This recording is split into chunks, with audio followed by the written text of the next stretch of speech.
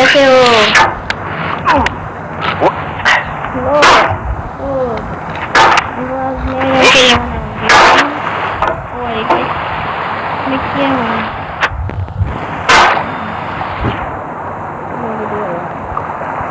तो hello guys, मैं आज चलने वाला हूँ गेटिंग ओवर। तो चलो ये करते हैं। अरे भाई, मैंने सुना है कि ये गेम बहुत हार्ड है, बहुत ज़्यादा हार्ड है, बहुत हार्ड इस गेम के अंदर ये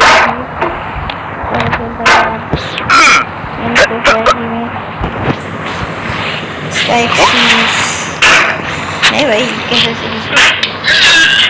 चलो खेल लो।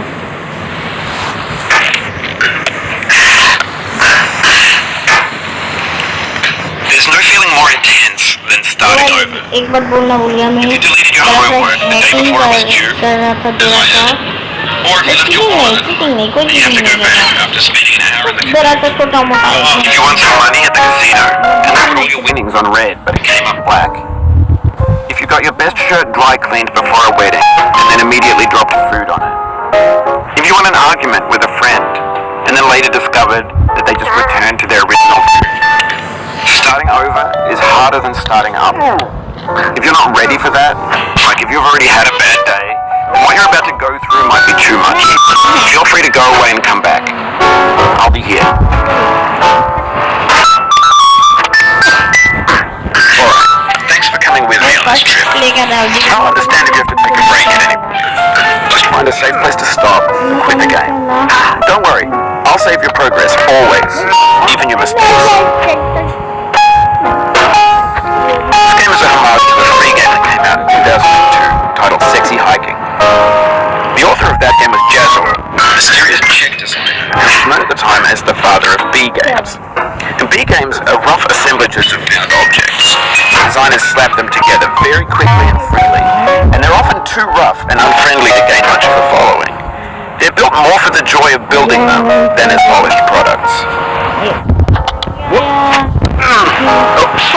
In a certain way, Sexy Hiking is the perfect embodiment of a B game. It's built almost entirely out of found and recycled parts, and it's one of the most unusual and unfriendly games of its time. In it, your task is simply to drag yourself up a mountain with a hammer. That act of climbing, in the digital world or in real life, has certain essential properties that give the game its flavor. No amount of forward progress is guaranteed. Some cliffs are too sheer or too slippery. And the player is constantly, unremittingly in danger of falling and losing everything. Anyway, when you start Sexy Hiking, you're standing next to this dead tree that blocks the way to the entire rest of the game. It might take you an hour to get over that tree. A lot of people never got past it. You prod and you poke at it, exploring the limits of your reach and your strength, trying to find a way up and over. And there's a sense of truth in that lack of compromise. Most obstacles in video game worlds are fake. You can be completely confident in your ability to get through them once you have the correct method or the correct equipment or just by spending enough time. In that sense, every pixelated obstacle in Sexy Hiking is real. Whoops.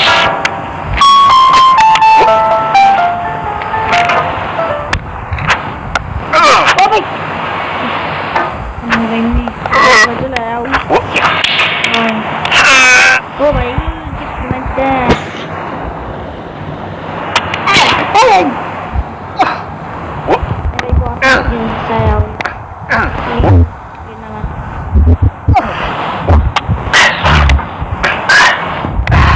नहीं भाई नहीं करो दूंगा भाई मत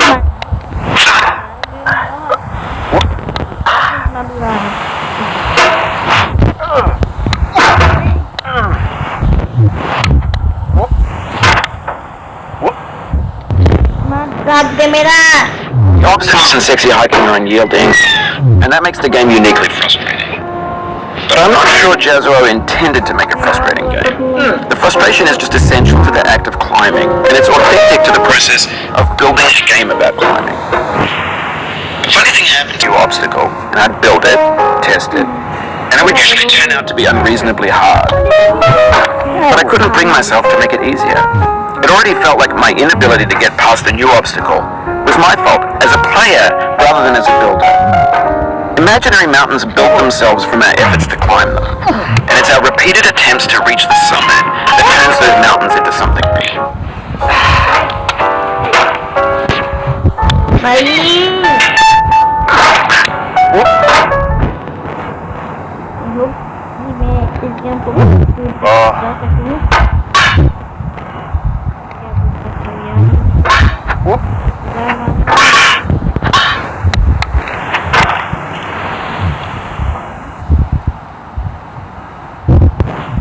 When you're building a video game world, you're building with ideas.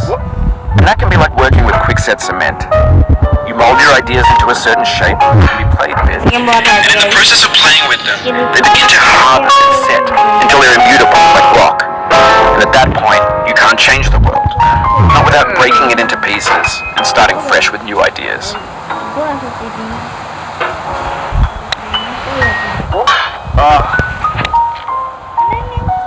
For years now, people have been predicting that games would soon be made out of prefabricated objects, bought in a store and assembled into a world.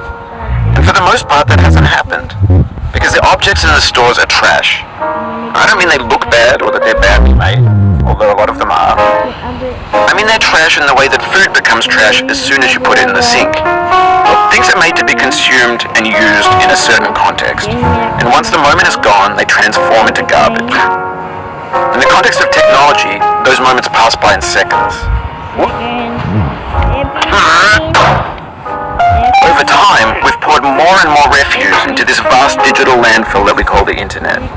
It now vastly outnumbers and outweighs the things that are fresh and untainted and unused. When everything around us is cultural trash, trash becomes the new medium, the lingua franca of the digital age. And you can build culture out of trash, but only trash culture. B games, B movies, B music, B philosophy. Maybe this is what digital culture is. A monstrous mountain of trash, the ash heap of creativity's fountain. A landfill with everything we ever thought of in it. Grand, infinite, and unsorted. There's 3D models of breakfast, Gen X's fanfic novels, scan magazines, green screen Shia LaBeouf, banned stuff scenes on Lively. Facebook's got lifelike bots with unbranded adverts and candid shots of Kanye and Taylor Swift mashups, car crash, epic failed GIFs, Russian dash cam vids, discussions of McRibs, discarded, forgotten, unrecycled, muddled, rotten, untitled.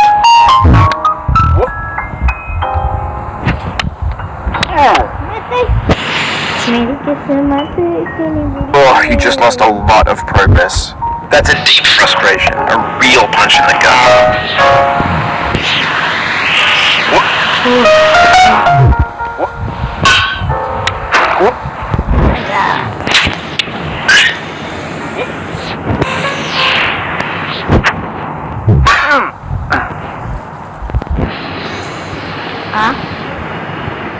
क्या हुआ?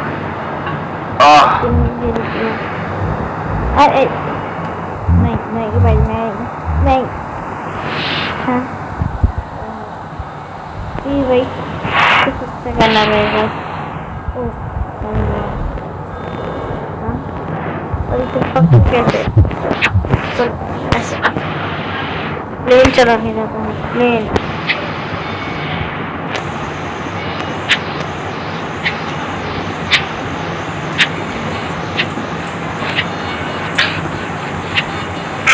कैसे जाऊँ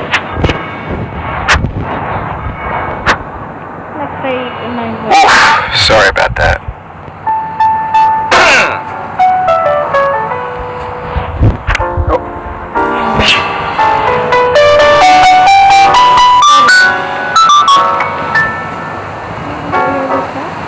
Oh, it happened again. Keep on trying. Don't let it get to you.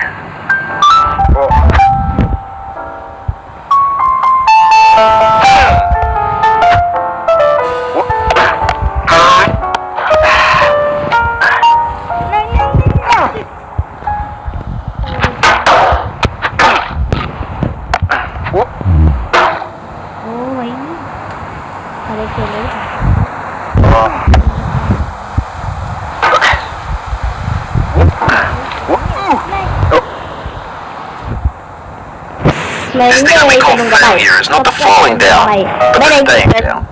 Very good.